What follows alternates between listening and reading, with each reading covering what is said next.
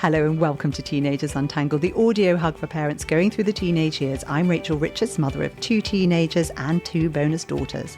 Hi, I'm Susie Asley, mindfulness coach, mindful therapist and musician and mother of 3 teenagers. 2 of them are twins. Now, most of us by now have some experience of serious illness or death, whether it's a loved one or a friend or even a pet. But our teenagers are just setting out on life, and having to support them through thinking about illness and death in the family can really be incredibly tricky for us adults, can't it? One thing I did read that I thought was fascinating was a quote by Jean Denny, who's a psychotherapist and death educator in Wisconsin. She said, "There's this longing among young people to connect with death, and teenagers often want to discuss and ask questions, but they recognize that it can be a taboo subject, even with, or maybe especially with, their parents." Yeah, I think that's really critical, isn't it? I think as a society, as a culture, we are not very good at discussing death. We're all, well, I can't say all, I can't speak for everybody, but the majority are quite frightened of death, the idea of death. So we push it away. We don't want to talk about it. And of course, they pick up on that. They pick up on it. And there's a fantastic book called Smoke Gets in Your Eyes, which is actually it's black humour. And it was written by a woman who worked in a crematorium. And she talks about the way that our culture has changed in its attitude towards death, where we used to really embrace it. It used to be something where you would have wakes and the whole family would come, or, when people were dying, the entire community would come around, and it would just be very, very much held, that safe space where and part of life. Yeah. And now it's completely hidden. Yeah, and it's really sanitized, isn't it? I think it's there's some changes as well. I think the idea of death doulas is a growing thing, because there's a feeling of we're missing the sort of earthiness, the groundedness of because death is part of life. Yes, absolutely. Now, before embarking on this topic, shall we talk about your nugget? Yeah, Susie? I've got a nugget today, which is something that's cropped up in our family before, but it came to a bit of a head. And I have twins. One of them is a girl, one of them is a boy. The boy is very sociable and he's an extrovert, so he gets a lot of energy from hanging out with his friends. And likes doing that a lot. And my daughter, she has a lovely group of friends, but she's an introvert, and she really appreciates and prioritizes often recharging, which means doing her own thing, having a quiet space, going to her room. And so it was one particular evening I was going out. She had planned in her head, it was a few days before school, she had some art homework she needed to finish. So she was going to be in the kitchen, be in her room, chilling with the dog in her pajamas, like really lovely.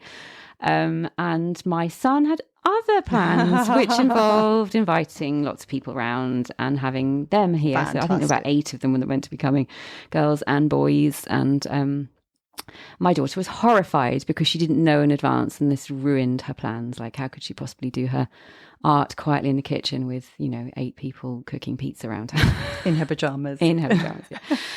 So how do we solve that? And added to the mix of that was that. And I really felt it in this occasion, that I have a value, which is that, and I say it to my kids, that their friends are always welcome. That's really important to me.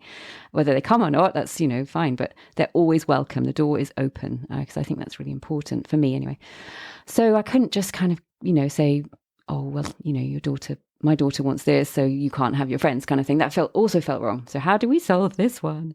So we turned it into a really good exercise in empathy, which is, they didn't get the other person. They really, especially my son, who's, he doesn't get the idea that you need to recharge, because he always bounces back. Yes. He loses energy when he's not with his mates.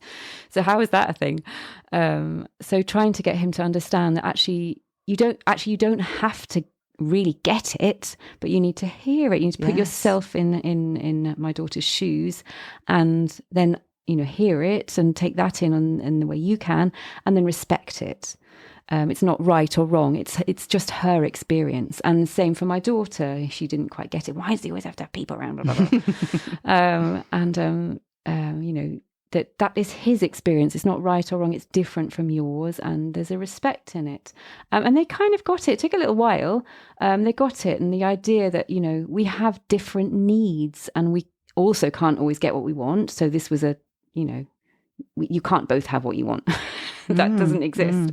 So how can we make it work? But the empathy part was the most important bit. It was really good. I love that, because I think quite often as parents, when we see a dispute like that, we feel that we just need to adjudicate and make a decision. Be the judge. And instead you use that in a really effective way to help them grow, which is so powerful. Yeah, and it was annoying for them. It's like, it's annoying. Can't you just, tell him not to? No, I can't. Can't you just tell her? No, I can't. Let's work this out together. And they did compromise and it did work out. But brilliant. Took a while. I love it. I love it. I met up with my daughter on Sunday and nobody else was there. So the rest of my family were off doing their own things and we just sat around in the sunshine, cup of tea, and we had no time limits and we had no agenda. And it was amazing because I was really excited for her because she just won her personal best.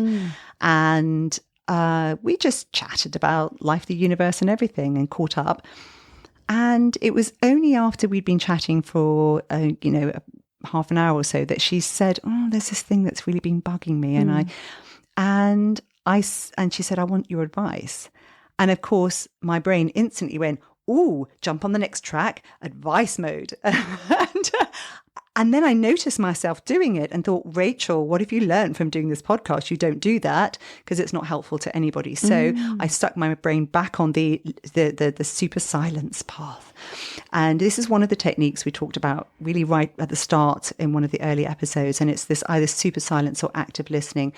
And so all I did was I just held the space and I just said, okay, so, what is it? And when she was explaining, I'd say, God, I empathize. I could see how that would be really hard. And that sounds really normal because it was really normal.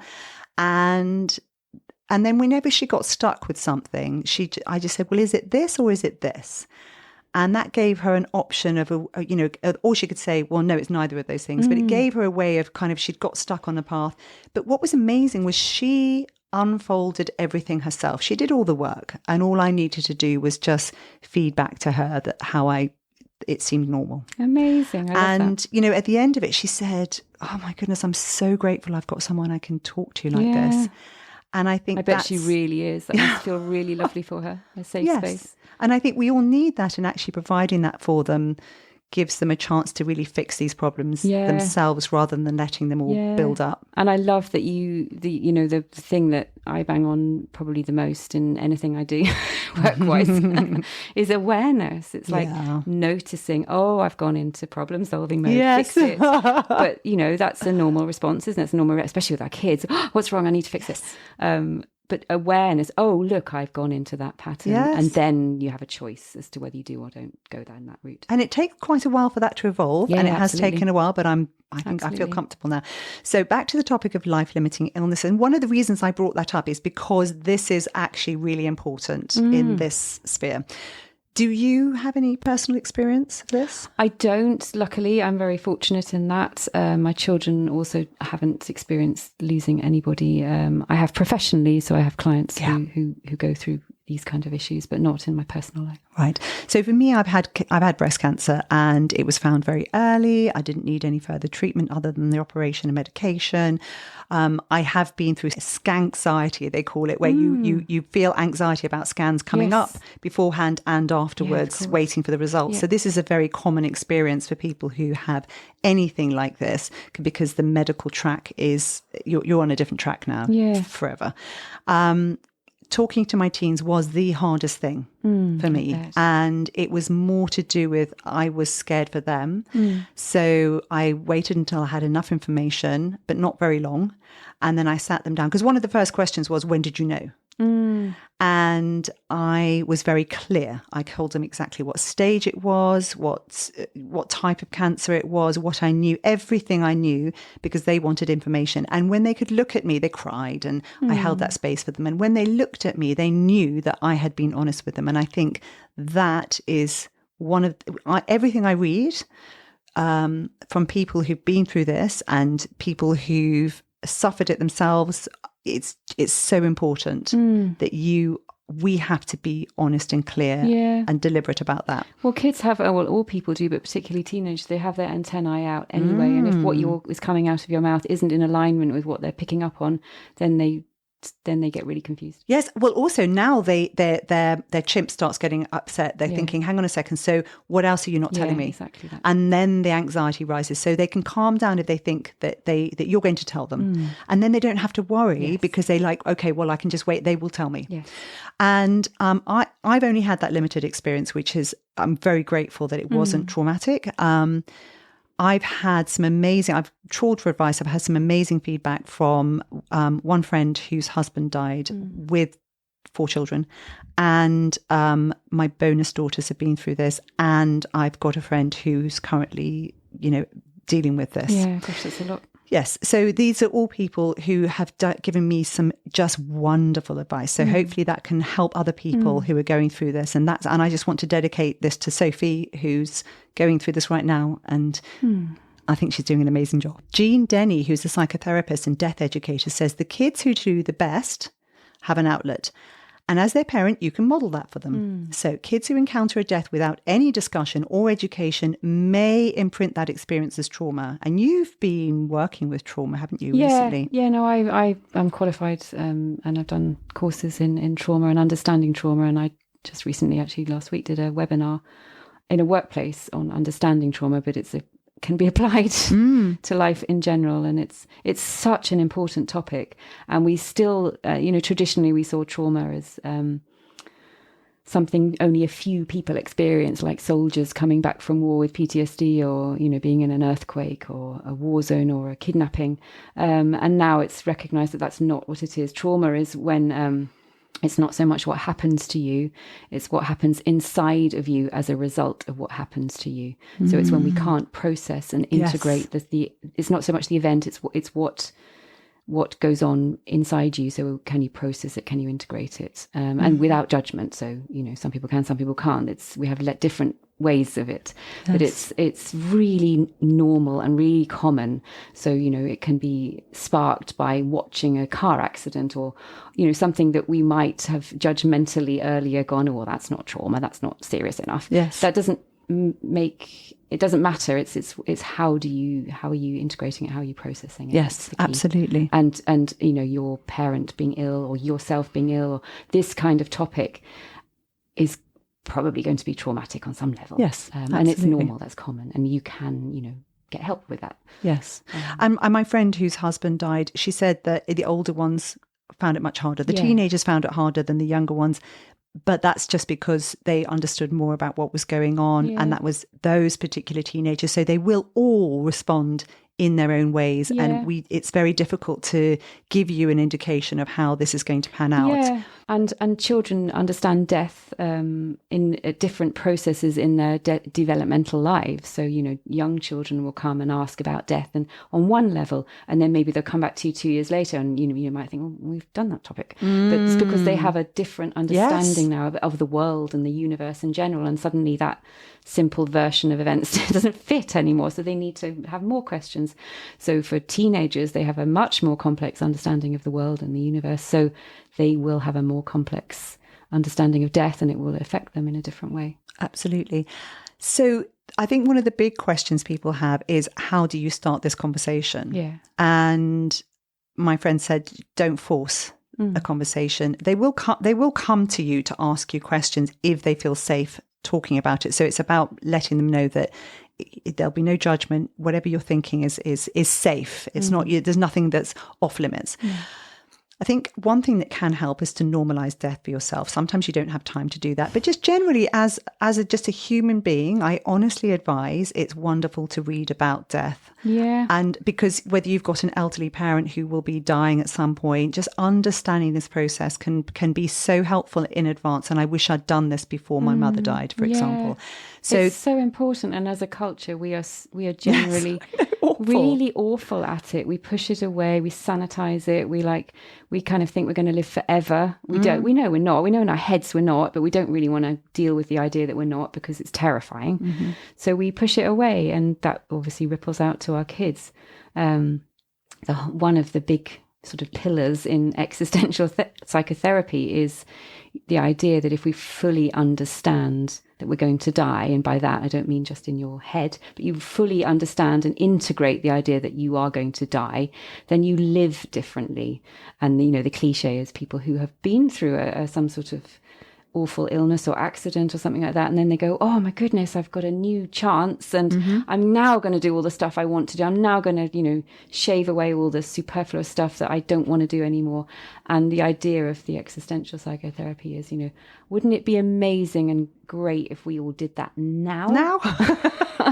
But you have to really understand that, yeah, we're all going to die. I think it's hard because I know that when I had cancer, it flipped that switch, and I thought, oh wow, I've got an excuse now. And it's almost like the societal expectations. You need to be this until you've got sick, Yes. and then you can say, oh, you can be this. Yeah, and nice. as a society, we need to let people just be whatever, you know. Or we can just not wait for society to give us permission. We can just do it ourselves. It's absolutely, exactly, all that stuff. So I've put some books in the podcast notes that Amazing. I found really useful. I've read quite a few of them, and they're just amazing ways of actually accessing this. There's also a podcast about death and dying that's in that, so that's designed to help people.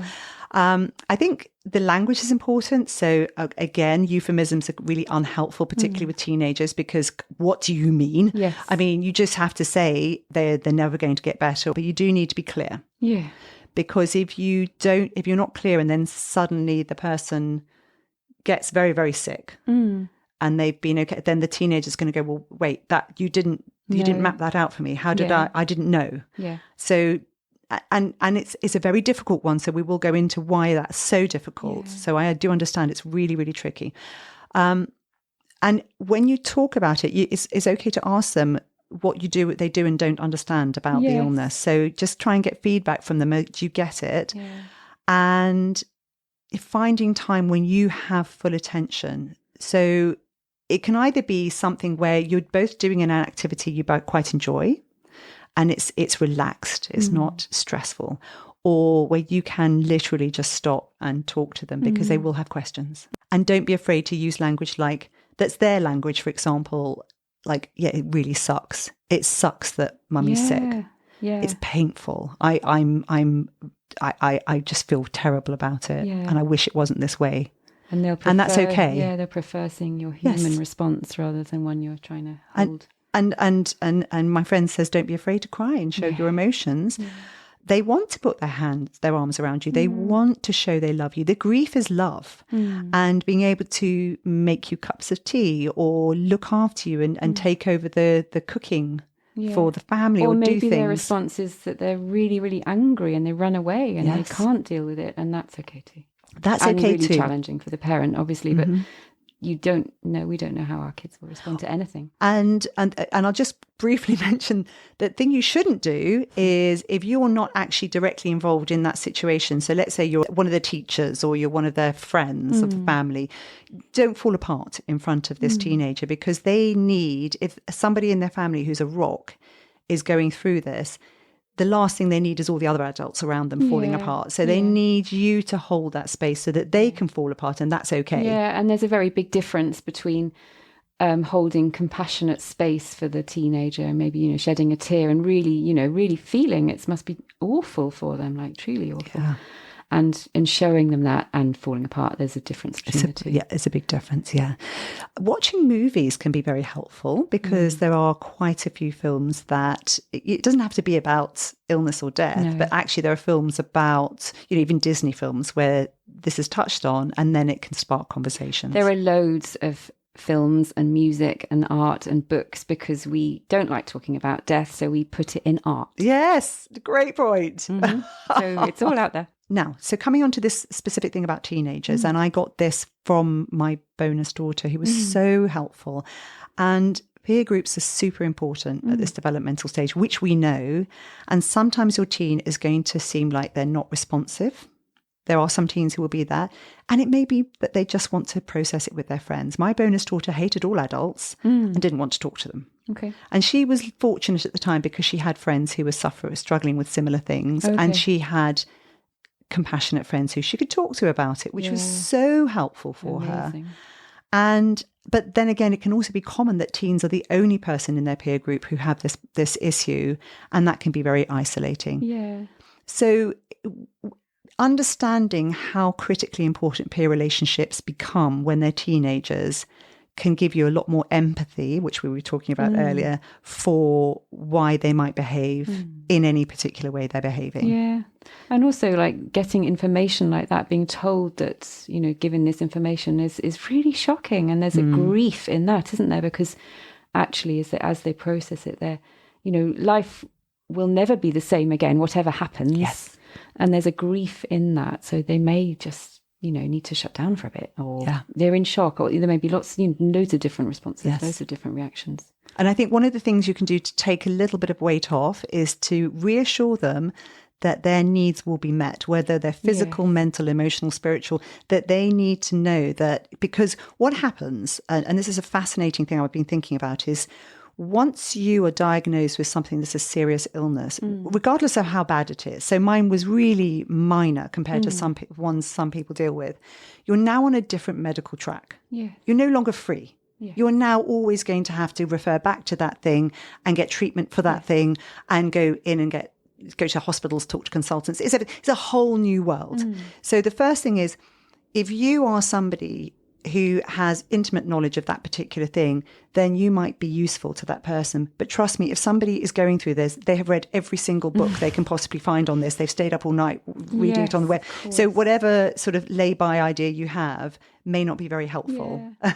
So that comes from our own urge to fix and help. We don't like seeing people in distress, so we want to take it away. So we start saying, "Oh, have you read? This is really useful, and I know this," and we all do it, and it comes from a place of love. But I've seen people raging, saying, "Can you please not tell me? Give me advice on how I should grieve and what I'm feeling, because it's not helpful. If you have had this specific experience, I'm all ears and I'm reaching out to you, but please don't, minimize what's going on for me by, trying to make yourself feel better." So this is one of those problems that we all struggle with. Can't you? Would you like to hear this? I've got this idea, and then they go no, then back off. Back off, exactly. When I've talked to friends about this, they often hear people say, "Oh, you're so brave and you're so strong." And the thing is, they say, "Well, I'm not. I'm just someone who is stuck in a nightmare I can't get out of. I wake up every day and I have to deal with what I've got." And you can call that brave or strong. I just call that living. Yes, and surviving. Yes. And so what you can do that's incredibly useful is, again, holding that space and saying, "I'm really sorry for that." Is, and you can say, "Is there anything I can do?" But often they can't come up with something because they're too traumatized by what's going on. So changes in life are very stressful. You change schools, you change jobs, you change housing, whatever. It's all stressful. This is stressful because there's a big change. So the one thing you can do that can really help is the stuff that keeps things normal. So how are the kids getting to school?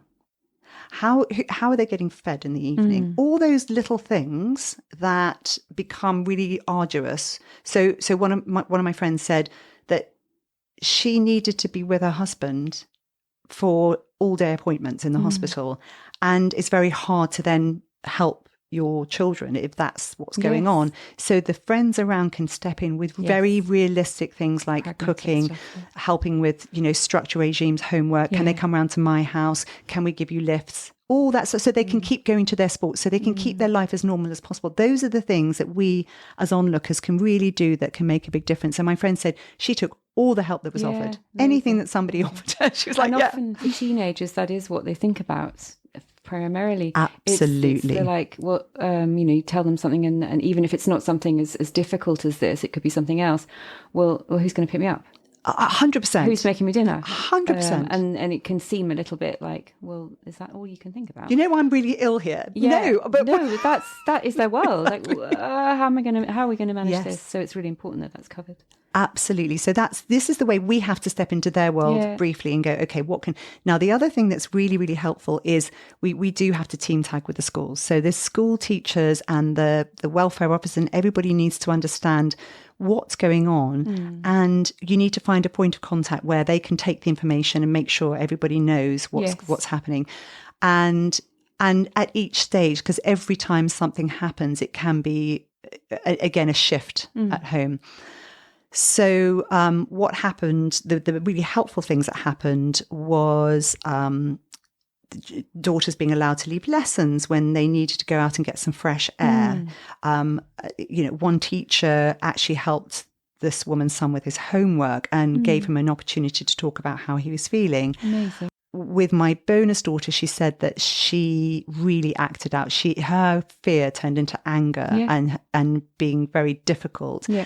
And she said the school was amazing at understanding that this was not her being a bratty teenager, that this was something else. And she said a few blind eyes were turned. Yeah, amazing. But they still kept the boundaries. They kept the boundaries, because this is one of the difficult ones, because it can be very tempting when they're really struggling to just let off all the boundaries. Oh, you can have it doesn't matter, it doesn't matter. So we still need to give them safe boundaries, but we also need to ease off at like homework. Yeah. And just say to them, can you let your teachers know that you're just not going to be able to for this reason? When people are experiencing something traumatic, which it is, very much so, they go into, stress response, fight, flight, freeze. And, sounds like she went into fight. Yes. And just having that understanding, so a trauma-informed workplace, school, wherever, home, is having that understanding that is their survival response. And it's not a personal attack. It's not they're not choosing it. It's just happening.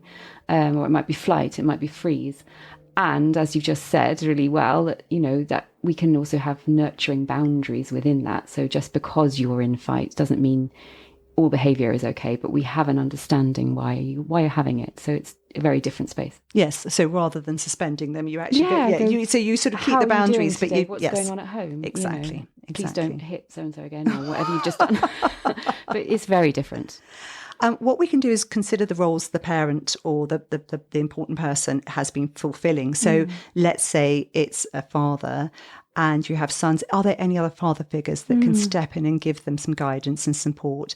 Not replace them. No. It's just having another man that you can talk to, or whatever the person used to do. So if it's the breadwinner of the family, your teenager is going to be well aware that this, like, what's happening? What's happening with the house? Where are we going on holiday again? Where we, all those things, and they may not be thinking them consciously. So one of the things I thought that was really useful was you can actually have a family meeting and just talk about the logistics. If you've got teenagers, don't shy away from having a family meeting and saying, what are your concerns? So let's look through the bills. The bills will be paid, don't worry. Yeah. We're not going to move home. We're not, or maybe we are, but let's talk about the sort of adjustments we're going to make if you have the capacity to do that. Yeah. But it can be very helpful for them to feel included. Yeah, and they will be having these thoughts anyway. So verbalizing them is really, really reassuring for them, and super challenging for the parent going through it. I mean, I can't even imagine that kind of conversation. It must be so difficult. Yeah. So also, I imagine getting some support if you need, talking about it in another space, so that then you can have that conversation with your team. And support is the vital thing to reach out for. Now, my friends did this amazing job of reaching out to people. They realise they need the support from other people in the community. Whatever community you're in, you've unfortunately joined even though you didn't want to. There are people who can provide so much support. And I'll put some of the websites, Winston's Wish, for example. But there are lots and lots of organisations now who are there ready to answer phone calls. If you need some advice, you need somebody to sort of back you up on something, or just somewhere you can talk. Yeah, because the emotional roller coaster is just vast, I imagine. And in terms of, coming back to the behaviour and some act out, there's a really interesting thing in the way grief works. And again, please don't look at someone and go, oh, you're in this stage of grief. Oh, God, no. It's one of the worst things you can do. So again, I've seen people raging about this, but there is anticipatory grief. So if it's catastrophic and they've lost their parent or something, that's what it is. And then you're having to go through that entire process very quickly. But when someone's ill for a long time, there's this whole grief of the little things that they're losing. And so each time this happens, this can have again a new impact. And talking about it is really helpful. So my friend said, look, they know that I'm not going to be there when they get married. And actually acknowledging that and talking about giving them a space to say, well, this is what I'd like and this is how it might be. And then you saying, oh, I would do this. And I saw one woman say, when my parent was dying, they didn't talk to me about how long it was going to take. And I actually had much longer than I thought because nobody explained it to me. So then I just went into trauma mode and I was just kind of, rather than actually enjoying the time that I had with my parent, where we could have made some memories, we could have done lovely things, which is what my friends have done just unbelievably well. I mean, I look at how they've managed this and it's phenomenal. And it's those, so it sounds extraordinary, your friend. Yes, I mean, absolutely brilliant. So, doing little cooking things together, playing cards together, all those little things where you can talk about the stuff you're going to miss. Because we don't want to talk about that, do we? And I know from personal just hearing it. Yes, and from personal experience of dealing with this, one of the first things they'll think about when you say, I am going to die, is they'll think, their brain will quite possibly jump forward to all the things, those moments in life, getting their driving license, getting their first job, anything. Well, the teenage brain, I mean, particularly for most of us as humans does, but for teenager particularly, the world revolves around them. Yes. In every area. Fine. And that's how it's meant to be. It's meant to be so like that's that. how they'll process this as well. Yes. So, and so Sophie's been incredible, and her boys can come to her, and she said, one night she had one of her sons come and sit and said, I'm really excited about the future, can I talk to you about it? And he's planning his university and he's excited about technology and things, and she said it's painful, but how lucky is she that she's got a son who can come and talk to her, and how lucky is he? She sounds unbelievable. She is unbelievable. Yeah, what a woman. Wow. So I listened to this really interesting man who had dealt with his wife dying, and he said, almost up until the last moment, I had two tracks in my mind. One was, she is going to get better and we're going to live a fulfilling life. And the other track was, she's dying. And he said both of those coexisted. Yeah. I actually could literally think both things at the same time. And this is how our brains can compartmentalize and work. Yes. So I thought that was fascinating. And I think with teens, there's lots going on. But as far as they're concerned, I'm invincible. And so we have to remember that, and that they may well push boundaries that aren't safe. Yeah. So again, well, just that's the hope part of our brain, isn't it? It's that we always hope. But I imagine also for some teenagers, and I think I've heard about this as well, is that for some that will put them into a fear spiral. So some of them will think they're invincible, and that's how they are. But some of them, oh God, if they can die, then I can. What about me? Too. Yes, and that can go the other way. Yes, that's a really good point. They can mask emotions. Now, one of the other things about teens is they don't like to stand out, and it depends on the age. Sort of, often the younger ones particularly, but they want to be part of the tribe. We've seen them all trying to wear the same clothes, or whether, they want to fit in somewhere. And this marks them out. This might make them feel different. So it's really important that we don't make them feel guilty for showing nothing or seeming very, very selfish, being very volatile in their emotions. It's very hard for a 12 to 14-year-old to be able to take other people's perspectives into account, even older, as you've witnessed. And this is normal. But if you think your teen is very volatile, or they're really shut down, and you've been doing these things where you're trying to make an open environment, it's worth trying to seek proper help. Yes. So and that they have a space. Talking to someone and also else, something that I know about, but I've also learnt firsthand from my kids is, telling them, you can always talk to me, and I'm always here. You can always say whatever you like. They hear that, they appreciate that, they like it, but they don't know where to start. Yeah, maybe particularly boys. I know that may be sexist, but so giving them little nuggets of do you feel sad? Do you feel angry? Like really breaking it down. So I feel this. Yes. I've been feeling this. I'm just wondering if you're feeling that. So there's something tangible they can talk about, and they can go no and shut it down because maybe they just don't want to talk. But maybe they are, yes, I have all this stuff. I don't know what to say. I like that. Making it really specific. And an absolute no, which I've been told about, is where we feel uncomfortable. So what we do is we try to minimize our feelings by reassuring them. And that can be as bad as what happened in one person's case, where people were saying, oh, well, at least it's not I know my friend's dad committed suicide. Oh, God. Or, and this is literally some of the things people say. Yes. And they don't mean to be uncaring, but they're saying things that are really unhelpful. Yes. And if you can't think of what to say, just hold that space and just say, I'm so sorry. I'm so sorry. That's it. That's enough. That's enough. Yeah. You don't just enough. I'm so sorry. How are you doing? Yeah. Now, I want to just quickly touch on really positive things you can do, which again, I've been told about. Cookbooks. So Sophie's an amazing cook. Right. She loves cooking with her sons. Her sons are turning into amazing cooks, and she's creating cookbooks for each boy. Oh, where she's writing them herself with their favourite recipes, things they do together. What an incredible, and I hope Sophie doesn't mind me sharing that with everyone, because the fact is that this is one of those, so beautiful. And they will be able to touch the handwriting, and it will be something that they can keep and cherish. And she got something like that from her family. So this is these are ways that we can pass on our really love. Beautiful.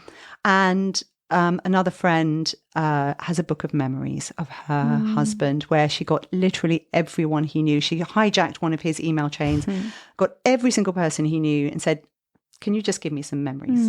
And I'm doing this too, because there will be lots and lots of little snippets in there that get lost. Yes. And actually having them written down, put together in a book, and read to the person, will bring back wonderful memories. It gives people something to focus their emotion on. So when people sit there and say, I don't know what to do to show this person I love them, share your memories and put them all in a book, and then the children have something that's tangible. And my friend who has this, she says the book moves around the house.